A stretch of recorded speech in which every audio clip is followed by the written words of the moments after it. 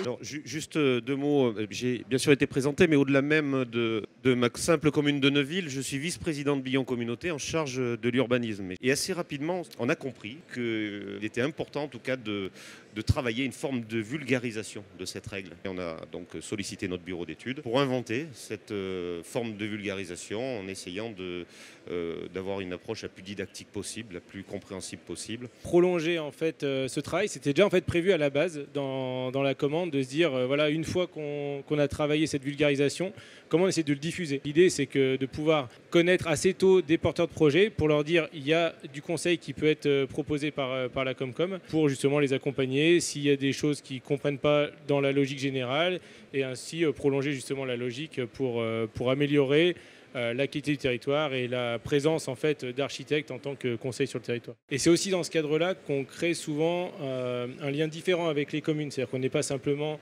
maître d'œuvre pour un bâtiment, on va être en amont des projets. Il y avait deux rôles en fait pour nous dans cette étude, c'était d'une part avoir de la pédagogie, qu'une règle soit déjà compréhensible. Déjà en tant qu'élu, est-ce que je comprends ce qui se passe sur mon territoire en termes de règles? Et une fois qu'on l'a expliqué, c'est pourquoi en fait on a cette règle. Et c'est là où on pense qu'aussi avec un œil de maître d'œuvre, d'architecte, d'urbaniste, qu'on amène un autre regard. Quand on a attaqué, quand on a répondu à la sollicitation de Billon Communauté, on a testé en combien de temps on arrivait à peu près à illustrer une règle. Ce type de document, aujourd'hui, il se développe de plus en plus. Ces missions-là apparaissent aujourd'hui dans le monde des différents territoires et de leurs documents réglementaires.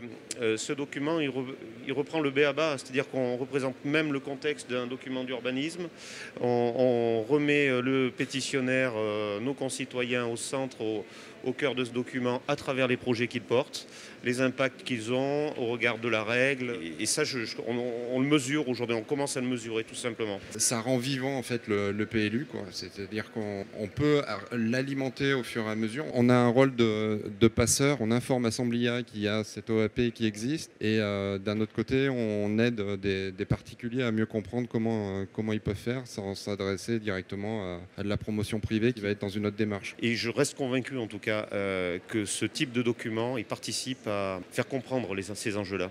La dimension environnementale d'ailleurs fait partie d'une fiche, des enjeux de densité, comment aujourd'hui on conçoit la densité, comment on évite les questions de vis-à-vis. C'est aussi intéressant qu'il y ait un relais aussi, je pense, auprès des élus. Si on explique ce que ça peut faire, comment on peut y répondre et ce que ça implique globalement sur le territoire, déjà on va pouvoir amener de la pédagogie, etc. Et d'aider aussi aux futurs concepteurs qui y ait déjà un travail en amont de fait. On appartient tous à un territoire, on vit dans un territoire, il a des qualités. Et justement, c'est ça qui doit être l'entrant pour expliquer le ZAN, la densité, et à l'échelle de sa parcelle qui doit expliquer le retrait, la manière de gérer le soutènement, justement. Cette notion de territoire global et de ne pas se concentrer sur sa parcelle, c'est quelque chose qui nous touche aussi, et notamment aussi dans la matérialité. D'avoir des règles, on explique justement qu'il y a un territoire qui a des ressources, que les règles souvent de colorimétrie des façades, c'est historiquement lié aux ressources qu'on a sur le territoire. Et ce rattachement au territoire, en général, c'est quelque chose qui nous touche beaucoup et qui, pour moi, est souvent justement l'appui de l'histoire et du projet pour les communes, quoi.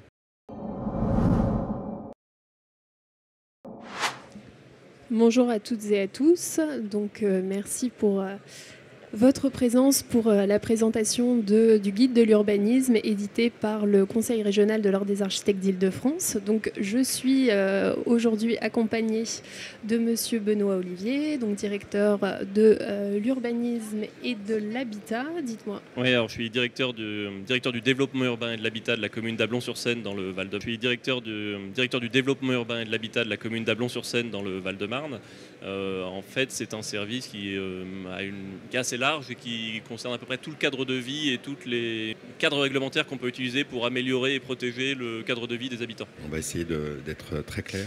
Donc ce guide, il a comme intérêt d'essayer de faire de la pédagogie. Le rôle de l'architecte, effectivement, il est prépondérant dans l'idée d'instruire et de mettre en place les documents administratifs dans un projet d'élaboration. Le Conseil régional de l'Ordre des architectes d'Île-de-France a réussi à mettre en musique ce guide pour les municipalités et les services d'urbanisme. Il a pour vocation de donner les éléments très rapidement de comment on s'organise quand on a un petit projet, un moyen projet ou un grand différents projets. L'idée que les gens soient bien au courant en amont, avant de déposer leur dossier, du cadre réglementaire qu'ils doivent respecter, ça va peut-être favoriser le respect des procédures. En tout cas, s'ils ne connaissent pas les règles, ils ont moins de chances de les respecter. Ce guide, il est d'autant plus important qu'il balaye à peu près toutes les problématiques dans le cadre d'un dépôt de projet. Il a pour vocation plusieurs thématiques, mais on va dire principalement quelle autorisation pour quels travaux, et ensuite à quel moment l'architecte intervient dans le processus du dépôt du projet.